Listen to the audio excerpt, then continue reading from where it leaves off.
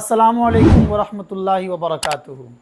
अगर आप बिहार से हैं और मुस्लिम वोटर हैं और 1% भी सियासत में दिलचस्पी रखते हैं तो ये वीडियो आपके लिए है। लालू तेजस्वी अपने कानों को खोल, तेरे दरवाजे पे बज रहा है ढोल। दोस्तों, बिहार की सियासत हमेशा ड्रामाई और रंगीन रही है। यहाँ ज़ात पात, मज़हब और सियासी समाजी मसाइल ही इंतखाब की सिमत तय करते हैं। और इस बार इंतखाब से पहले एक ऐसा मंजर देखने को मिला जिसने सबको चौंका दिया। जी हाँ, मैं बात कर रहा हूँ AIMIM के सूबाई सदर अख्तरुल ईमान की। कल ही वो अपने दर्जनों साथियों के साथ ढोल ताशे बजाते हुए पटना में तेजस्वी यादव के घर पहुंचे। हाथ में एक खत, लबों पर नारे और दिल में एक ही ख्वाहिश, हमसे इत्तेहाद कर लो, हमसे इत्तेहाद कर लो।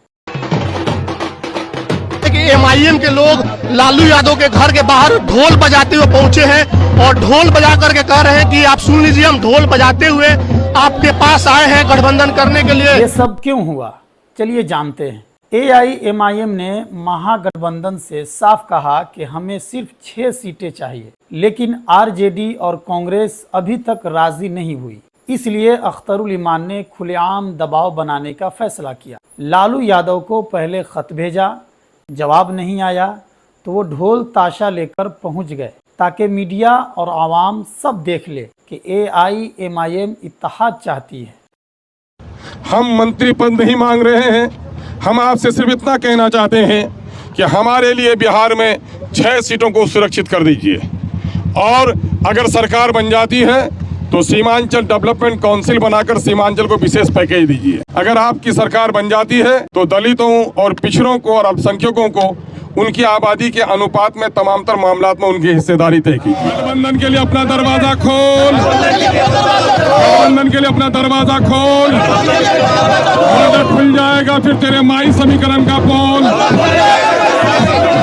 लालू तेजस्वी अपने कानों को खोल, लालू तेजस्वी अपने कानों को खोल, तेरे दरवाजे पे बज रहा है ढोल। गठबंधन के लिए अपना दरवाजा खोल, वरना खुल जाएगा तेरे माई समीकरण का पोल। जरा सोचिए, बिहार का एक आम मुसलमान नौजवान जिसका नाम यूसुफ है। यूसुफ दिन भर मेहनत मजदूरी करता है, शाम को घर लौटता है तो अपने छोटे भाई को पढ़ाता है। कल जब उसने मोबाइल पर यह खबर देखी कि अख्तरुल ईमान ढोल ताशा लेकर तेजस्वी के घर पहुंच गए हैं तो उसके दिल से एक ही आवाज़ निकली, आखिर कब तक हमारी आवाज़ को नज़रअंदाज किया जाएगा। हम हर बार इंतखाब में वोट देते हैं, कभी RJD को, कभी कांग्रेस को, लेकिन जब क़यादत की बात आती है तो कहा जाता है कि मुसलमान सिर्फ वोट दें, क़यादत न करें।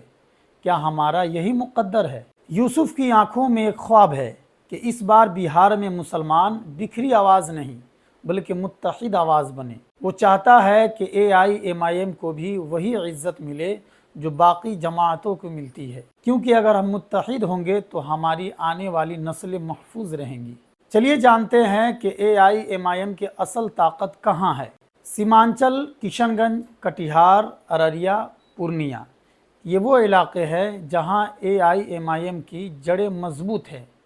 यहाँ मुस्लिम वोट 40 से 50% तक है और अगर ये वोट तकसीम हुआ तो सीधा फ़ायदा BJP और NDA को होगा। अब चलिए जानते हैं इत्तेहाद होने के फ़ायदे क्या क्या हैं। पहला, मुस्लिम और सेकुलर वोट एक जगह जमा हो जाएंगे। दूसरा, मुसलमानों को लगेगा कि उनकी क़यादत को इज्जत मिली है। तीसरा, सीमांचल की सीटें आसानी से महागठबंधन को मिल जाएंगी। अब जानते हैं इत्तेहाद न होने के नुकसानात। पहला, मुस्लिम वोट तकसीम हो जाएंगे और BJP को फ़ायदा होगा। दूसरा, मुसलमानों के दिल में मायूसी और नाराज़गी पैदा होगी। तीसरा, सिर्फ 6 से 5 सीटें ही नहीं बल्कि पूरे बिहार की सियासत का रंग रूप बदल सकता है। अब चलिए असल सवाल की तरफ हम चलते हैं। आज बिहार का मुसलमान ये नहीं देख रहा कि किसको कितनी सीटें मिलेंगी, वो ये देख रहा है कि कौन हमारी आवाज़ को जगह देता है, कौन हमारी शनाख्त की हिफाजत करता है और कौन सिर्फ हमारे वोट चाहता है। अख्तरुल ईमान ने अपनी पोजीशन वाज़े कर दी है। अब फैसला आरजेडी और कांग्रेस के हाथ में है। दोस्तों, बिहार की सियासत का यही रंग है, ढोल ताशा,